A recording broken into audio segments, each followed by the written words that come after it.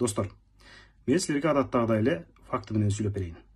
Мына 11-нде 260 миң сом жаза менен Райым Батраимовду кутулталы, ишти жабалы деген прокурор Ороз Бердибаев Мекеним Кыргызстан партиясынын төрагасы Мирлан Бакировдун жакын таанышы болуп чыкты. Мекеним Кыргызстан Райымдык экенин билебиз. Ошол эле прокурордун бир тууган агасы Алмаз бажы инспектор экен. Болгондо дагы убагында Райымдын кол алдында иштептир. Муну фактчек кейжи сайты ийгиликтеп, далилдеп сайтына чыгарып койду.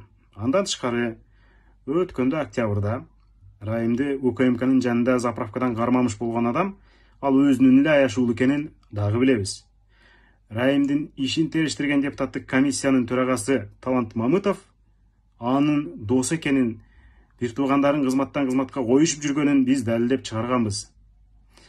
Андан сырткары Райымды кечээ 260 миң сом жазага жыккан сот ага чейин нотариус болуп иштеп жүргөн экен, ал Садыр Жапаров тарабынан кызматка дайындалган сот болуп чыкты. Бул эмне деген шерменделик, бул эмне деген жүзү каралык, бул эмне деген элдин үмүтүнө түкүргөндүк. Ушул Райымга окшогон коррупционерлердин айынан бийлик алмашып, Кыргызстанда стабилдүүлүк бузулуп атса, ушул Райымга окшогон коррупционерлерди жоготом, алар бийликке келбейт, алар элдин ырыскысын уурдабайт деп Садыр Жапаровго окшогондор бийликке келип атса, убада берип, эмне үчүн аткарылбайт? Садыр мырза, кана убадаңыз? Камайм деп эдиңиз беле? Эмнеге элди алдайсыз? Биз мына ушуга окшогон жана башка убадаларыңызды эскертебиз сизге. Эртең 14 февралда ЖД вокзалдын жанына чыгабыз. Баарын келгиле. Баламдын, кызымдын, өзүмдүн, бүтүндөй урук тууганымдын келечегине кайдыгер эмесмин. Ырыскымды жедирбейм, намысымды теберетпейм дегендин баары келгиле.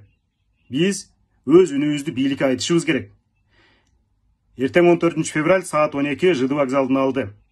Мыйзамдуу эл талабын айткан митинг болот, жүрүш болот, келгиле.